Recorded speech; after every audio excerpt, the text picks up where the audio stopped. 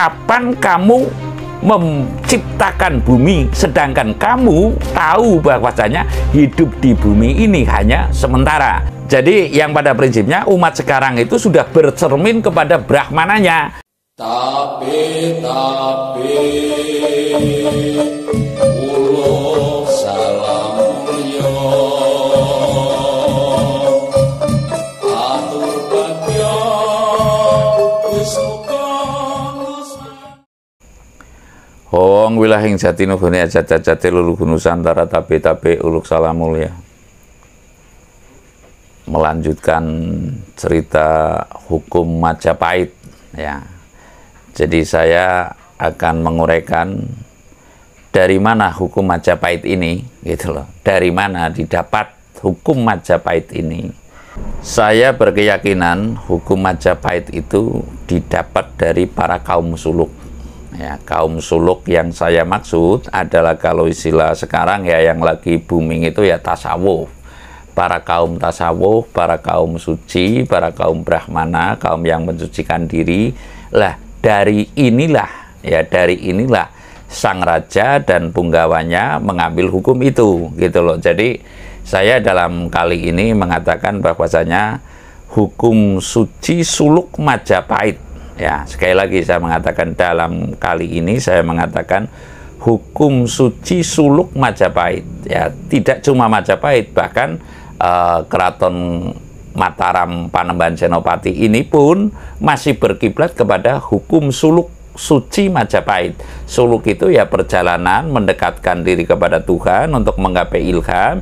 Dari ilham inilah nanti diurai sebuah hukum untuk menata negara. Ya, sekali lagi, dari perjalanan spiritual yang matang kaum Brahmana inilah ya nanti dirakit menjadi sebuah hukum untuk menata negara inilah. Ini penting diketahui oleh kita bersama bahwasanya sumber dari hukum kerajaan-kerajaan kita pada masa lalu, terutama itu Majapahit, saya berkeyakinan adalah mengambil dari para kaum Brahmana. Ya, para kaum Brahmana yang dalam kesehariannya ibaratnya dijamin oleh negara, taruhlah pembiayaan lelakunya. Dari hasil ilham ini yang saya maksud atau petunjuk atau wisik diambil untuk menata negara. Artinya saya punya keyakinan yang demikian lah. Dari hasil Brahmana ini niscaya untuk menata negara tidak akan berbenturan dengan kehendak Tuhan, tidak akan berbenturan dengan kehendak alam, timbullah sebuah keselarasan. Contoh yang kita berkiblat kepada Patih Majapahit itu adalah Patih Gajah Mada. Beliau menurut saya dengan yang didengungkan skala nasional itu adalah Sumpah Palapa. Ini berarti merupakan cermin bahwasanya hukum Majapahit ini bersumber dari sucinya suluk sucinya Majapahit ya. Artinya Sumpah Palapa ini merupakan bukti bahwasanya sumber hukum daripada Majapahit ini adalah bersumber kepada laku suluk. Laku suluk ini ya perjalanan kepada Tuhan begitu. Artinya kita tidak membandingkan sekarang negara demokrasi dengan monarki ya. Namun dalam kali ini pun sesungguhnya masih bisa manakala kita berkiblat kepada suluk suci Majapahit begitu. Tidak amburadul banget gitu. Kalau sekarang kan untuk membedakan mana yang sejatinya Brahmana dan mana yang bukan kan sudah sangat sulit karena semua sudah akumulir, semua sudah didominasi oleh sistem kapitalisme. Kita harus fair saja. Di mana kita sudah kalah duit berarti kalah segalanya. Itu era sekarang. Namun kalau era dulu saya meyakini adalah tidak.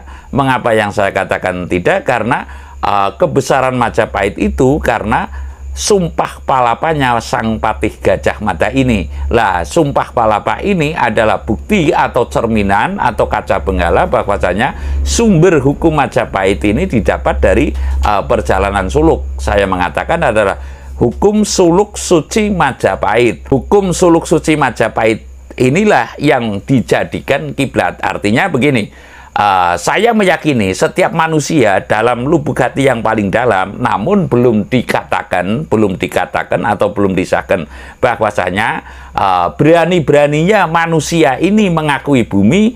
Kapan kowe guli gawe? Kapan kamu menciptakan bumi, sedangkan kamu tahu bahwasanya hidup di bumi ini hanya sementara. Lah ini sebuah tonggak ya, artinya tonggak bukan berarti saya melarang orang itu kaya, namun nilai kemanfaatannya dalam hidup di dunia ini kita mesti menghayati dalam artian berapa lama kita hidup di dunia dan sejauh mana kita sudah berguna bagi sesama. Karena sebaik-baik manusia ya, dalam ucapan yang didengung-dengungkan sekarang itu kan sebaik-baik manusia adalah untuk bermanfaat bagi orang lain. Namun ketika diajak untuk bermanfaat, rata-rata masih ngubut dunia, kata Pak Kiai saya ini. Masih mencintai dunia yang berlebihan, masih keguh dengan pepais dunia. Lah, apakah patut sosok Brahmana yang mohon maaf dihormati, santrinya beribu-ribu, bahkan jutaan umat gitu, dia mencerminkan kemewahannya ya, baik di televisi, baik di mana-mana, di YouTube ini menampilkan kemewahannya, ibaratnya kampret montoran, wong kelet pada wegah kasoran, karena cerminan dari Brahmana ini. Jadi yang pada prinsipnya umat sekarang itu sudah bercermin kepada Brahmananya. Ya mohon maaf ya, sekarang kemarin kan ada sebuah itu sedekah untuk mencari mengumpulkan harta oleh salah satu ustadz dan akhirnya polemik juga. Lah ini sebuah hal yang kurang pas menurut saya. Apakah kita tidak lebih baik berkiblat kepada Indonesia tempo dulu atau kala Majapahit, hukum-hukum ini taruhlah bukan dibuang tapi direvisi secara perlahan ya, lalu nanti menuju kepada sejahtera bersama sesuai ukurannya, yang tidak tido-tido, dalam arti tidak tido-tido itu tidak setengah hati.